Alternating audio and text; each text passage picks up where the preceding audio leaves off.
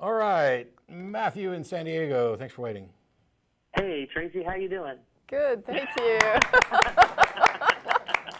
Well played, sir. I will sit quietly in the corner. How you doing, Matt? I'm all right. Yes, I should have said right. Matt's here too, you know.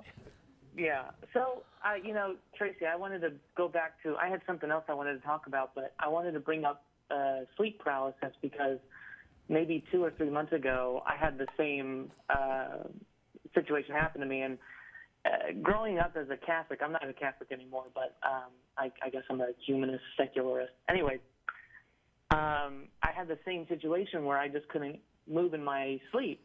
Yeah. And so for that minute or so, I thought, oh, Jesus Christ, I think I'm a Catholic again. Oh.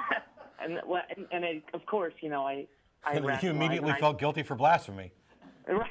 Yeah, exactly. Well, except you're not really asleep. I mean, that's the thing that's weird about it is your brain is awake, right? I mean, you're alert. You know you're in bed, and you know you can't move, and you know where you are and what's going on. And that's what's so freaky about the hallucinations, right? Like, exactly. Yeah. I was freaking out because I didn't hear a lawnmower or anything. I heard some sort of whooshing noise or some shit like that. Anyways, I tried to move over, and I basically did the same thing to you because I was right by a window as well. Yeah. And I tried to look over, and I said, well, what the hell is that noise? And I couldn't move. Right. So I went on, and then I finally was able to move. How long did yours last anyways? I wanted to ask you. Usually once I quit struggling and just relax for a minute and let the brain chemicals just sort of kick in, it usually only takes a few minutes before I can get myself up and around again. But I have to get up. It's like otherwise I just fall right back into it. Right. So this has happened to you before? Oh, yeah, since I was a kid. And my mother had it as well. It's a frustrating area of things to discuss too, because the second somebody tells me, last night I was in bed and, I woke up and this happened, or I was about to go to sleep and this happened, I'm going to dismiss everything they say. And there are people who are going to, the second they say, look, you're closed-minded, you're dismissing everything they say. No. I'm not saying that I think they are necessarily wrong or delusional. I'm saying that because of the context here, because of the information, there is nothing that would serve to meet the burden of proof. And so it's not that I'm saying they're wrong, it's saying I am forever blocked from being capable of agreeing with whatever conclusion you're about to make because you're in a situation where no conclusion can reasonably be reached. And I think that's important to point out that with sleep paralysis, it's not that the brain chemistry is, it's all the same brain chemistry that happens to everybody when they sleep. It's just happening out of order, right? I mean, this is why most people don't sleepwalk. Right? Yeah, people that sleepwalk, dangerous things can happen to them. Yeah, and that's a whole other story for me. Well, but I mean, the point with sleep paralysis, what happens is the chemistry that keeps you from being able to get up and act out your dreams, the reason that your body doesn't get up and do things that you think you're doing in that simulation that your mind is creating every night, is because there's chemicals that keep you paralyzed and keep you from getting up and hurting yourself. And people that when it malfunctions for sleepwalkers, they're actually getting up and doing these things. But with me, I wake up and then I still have the chemistry that is keeping me paralyzed, thinking my body is basically hasn't caught up with my brain waking up, and also all the chemistry that keeps you dreaming is going on in my head as well. So I'm awake and alert. I'm subject to hallucinations because I'm still dreaming and I can't move. And it's a very disconcerting state for some people. Some people get really terrified by it. Yeah, I know. As soon as I woke up, I did maybe like 5 minutes later, I just jumped onto my computer and I typed in, demon in my sleep. And then the first thing that popped up was sleep paralysis. And that's the first thing that, And that's a great world where that's the first search engine result. It is.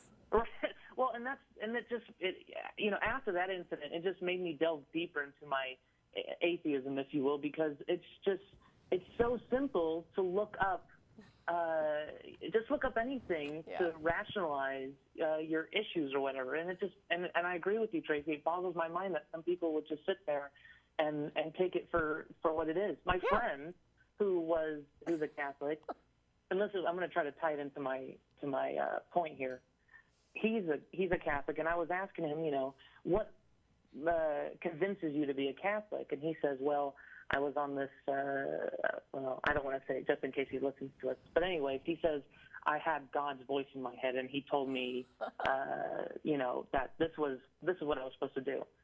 So anyways, and so I kept talking to him, and I said, well, he eventually came to the conclusion that, well, God made everything for us to discover. And I thought, well, is that the same as presuppositionalism? Because I'm just fairly new to atheism, and I don't know much about it. So it's not the same as presuppositionalism in the strict sense. Is he perhaps presupposing God and then proceeding? Possibly, but it's not. Yeah. It's not identical to the kind of apologetic that has become labeled presuppositionalism. Okay, well, can you define presuppositionalism for me then? Because I try to look it up, and it's confusing for me. Yeah, essentially, presuppositionalists presuppose the existence of God, and then they attempt to justify this by saying that this presupposition is necessary because that is the only worldview that can explain X, Y, and Z. And at no point have they demonstrated that their worldview can in fact explain X, Y, and Z, and at no point have they actually demonstrated that no other worldview could explain X, Y, and Z, because that would require them to know and understand, test, and debunk every other possible worldview. Which, by the way, worldview is a word we should probably get rid of. My wife's been poking at me that this may be a confusing and useless term. But also, even if you thought that, like let's say that I thought, this origin must be like this in order to explain these things. I don't see how it could be otherwise, Yes. right? Why wouldn't you still then say, I need to investigate this and verify it? Because why wouldn't you go there? I agree with you, except that when the presuppositionalists are doing it, they're doing it with respect to philosophical issues that are generally viewed as unsolvable. That there's no current solution for the problem of hard solipsism. There is no current justification for the logical absolutes and stuff. And it may be the case that we are forever blocked from finding an explanation. So this gives them, because there's this realm that nobody else, that other people are acknowledging, we can't peer into this. We can't confirm supernatural causation. If they go ahead and assert it, now they have an unfalsifiable proposition that appeals to some people as an explanation while denigrating everybody else. And all the intellectually honest people are saying, yeah, my worldview can't account for this. It just seems though that your own curiosity to confirm that what you're thinking is correct is actually correct would kick in enough to make you want to go and seek verification. I mean, they'd love to. Right. But you can't. Kind of like your sleep paralysis thing.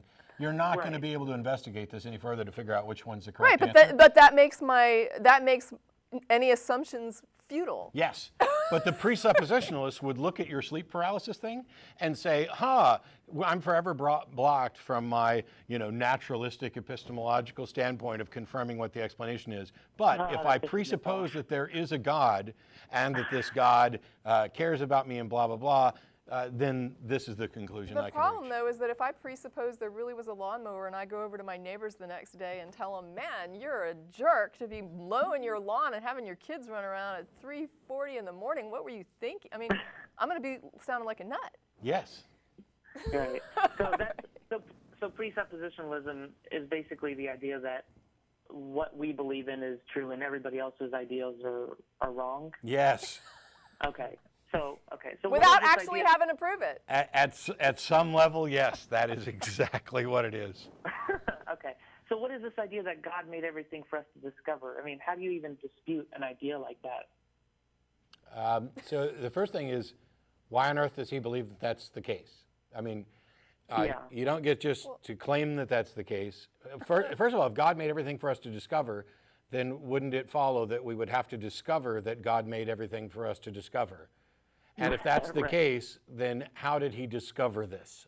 Yeah, okay. Because we were talking about, I guess we were watching Interstellar, and we just finished watching the movie, and I was just amazed by, what the boundary of man can discover. And so I said to him, well, the world is the universe is so vast, you think something like an ideal of God could create all this? And he goes, well, God made everything for us to discover, so that's that. Well, I guess my thing would be, what would be the difference between a universe in which we exist to discover everything and a universe in which everything is there and we're just out discovering? Like, how would you differentiate between those two universes? Yep.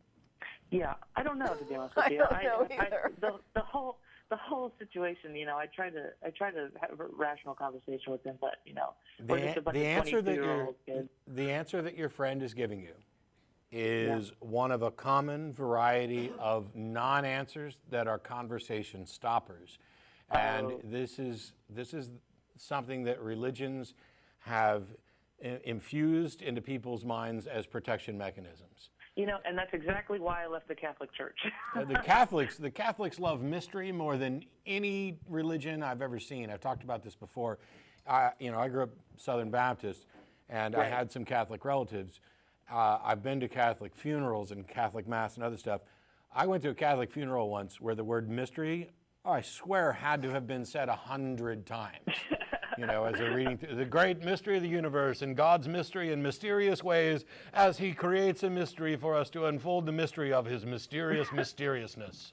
I mean, that's what it felt like as I sat there, and I was just like, What is Yeah, this? hey, Scooby-Doo, where the hell are you when we need you? Well, at least you didn't have to sit through 70 Hail Marys. Who wrote the story about the puddle, the conscious puddle? Oh, Douglas Adams. Yeah, you might, if you haven't seen it already, Douglas Adams has this little analogy of a puddle that becomes conscious in a hole in the ground. No, I haven't heard of that. Yeah, What look is it called? up. Look up Douglas Adams and like the puddle. I don't know. Yeah, it's actually, if you go to Iron Chariot, Okay. it's there under argument from design. The nuts and bolts of it is that this puddle becomes awake and takes a look at its surroundings, and it's like, wow, it's so, it's miraculous that I fit this hole that I'm in so perfectly well. Okay. And it goes on from there. Okay. Well, I'll look that up. And, thank you guys so much for everything. You guys have made a big impact on my life, and I appreciate you taking my call. Well, Oh, good. thank Thanks for you. Thanks calling.